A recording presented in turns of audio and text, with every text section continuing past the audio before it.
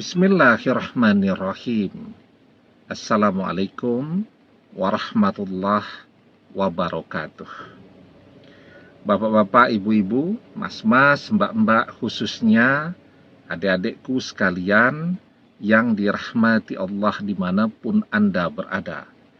Kembali di Iip Channel bersama saya, Iip Wijayanto. Kali ini kita akan membahas tema 3 tanda mantan cuma dikerjai dan dimanfaatkan oleh orang ketiga. Ya.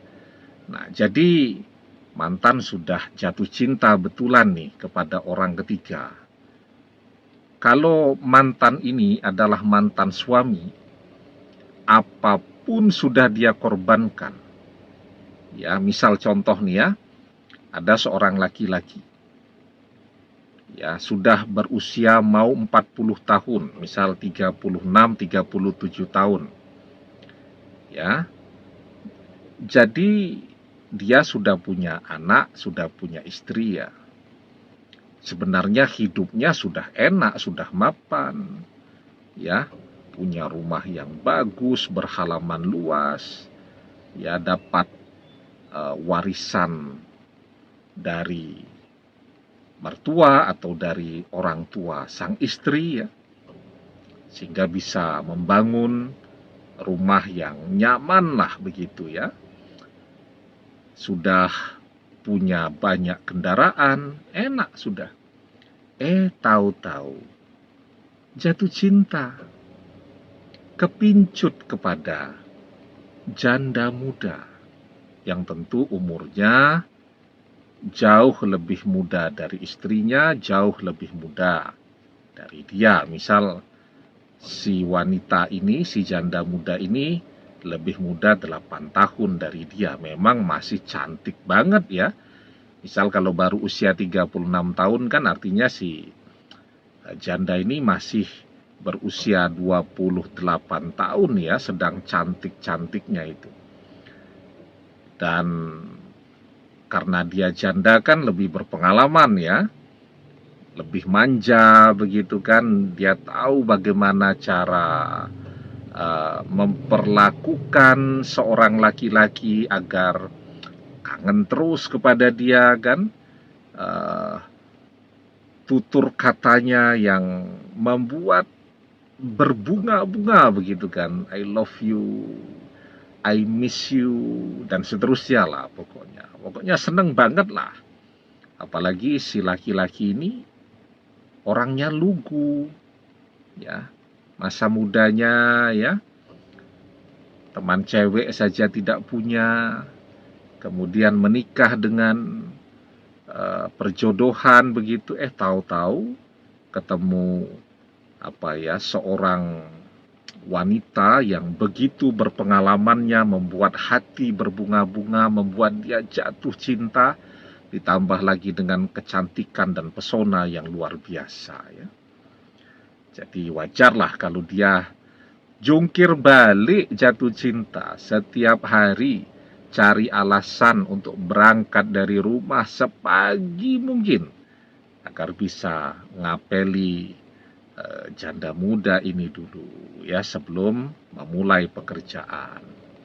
Nanti beres pekerjaan, jungkir balik cari alasan agar bisa ngapeli janda muda ini lagi, jalan ke sana kemari dan seterusnya. Lupa istri, lupa anak-anak, bahkan lupa rumah. Ya. Tetapi sesungguhnya di tengah-tengah usahanya ya untuk bisa mendapatkan cinta dari janda muda ini, sudah kelihatan ya, ini si laki-laki ini cuman akan dikerjai dan dimanfaatkan saja. Dan dalam perjalanannya beberapa bulan, si laki-laki betul-betul baru tahu kalau dia cuma dikerjai, cuma dimanfaatkan. Uangnya habis, dia terpaksa bercerai dengan istrinya, anak-anaknya tidak ada yang mau kenal dia lagi, semuanya kecewa, semuanya sakit hati dengan dia. Dia diusir dari rumahnya karena rumah bagus yang dia tempati itu warisan dari mertuanya, ya. Mobilnya juga harus dibalikin kepada istrinya karena lebih banyak uang istrinya yang digunakan untuk membeli mobil itu daripada uang dia. Sudah biasa hidup enak, sekarang kehujanan, kemana-mana, naik sepeda motor. Ya. Masih berusaha nih, agar si janda muda berusaha menerima dia. Ya jelas tidak mau. Sekarang tidak punya apa-apa kok. Nah, jadi ketika awal si laki-laki ini jungkir balik mulai mengejar-ngejar, sebenarnya sudah kelihatan bahwa laki-laki ini cuman akan dikerjai dan dimanfaatkan saja. Habis manis, sepah dibuang. Ada 3 tandanya. Tapi sebelum kita bahas lagi lebih jauh 3 tandanya, jangan lupa yang belum subscribe untuk memencet tombol subscribe dan menyalakan lonceng notifikasi agar Anda selalu mendapatkan pemberitahuan video-video terbaru dari channel kesayangan kita ini. Dengan subscribe, doa-doa kita selalu terhubung sehingga kita selalu bisa berdoa bersama-sama ya. Dan jangan lupa subscribe itu gratis ya. Nah, apa 3 tandanya jika mantan cuman akan dikerjai dan dimanfaatkan oleh orang ketiga? Yang pertama, kita bisa melihat bahwa orang ketiga ini sungguh berpengalaman dalam mencintai orang-orang yang kelihatan duitnya banyak. Ya. Jadi kita bisa bertanya kepada teman-teman atau sahabat-sahabatnya orang ketiga, apalagi kalau orang ketiga ini orang yang kita kenal baik ya. Memang hobinya gonta-ganti pasangan.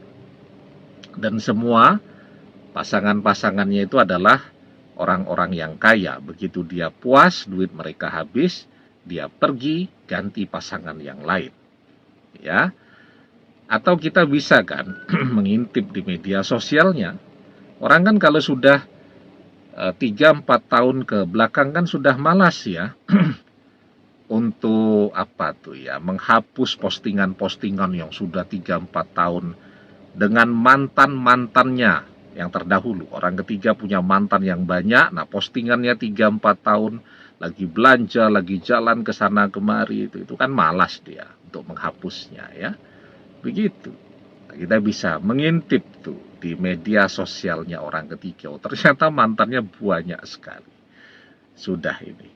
Mantan kita ini akan cuma dikerjai oleh orang ketiga ini. Ya. Yang kedua, kita bisa melihat ya bahwa orang ketiga ini punya gaya hidup yang mewah. Ya, dia matre tapi tidak punya pekerjaan yang jelas ya. Tapi gaya hidupnya mewah. Untuk membiayai gaya hidup yang mewah itu, maka caranya adalah dengan matre. Ya, dia tahu betul kalau dia cantik misalnya. Kecantikannya itu betul-betul dia maksimalkan untuk menarik orang-orang berduit ini kepada dia. Nah, jadi gaya hidupnya itu adalah gaya hidup yang matre untuk membiayai cara hidupnya yang serba mewah ya. Baju mahal, branded, mana-mana pakai tas yang mahal. Zaman sekarang kan tas itu harganya bisa lebih mahal dari harga sepeda motor. Tas yang branded ya.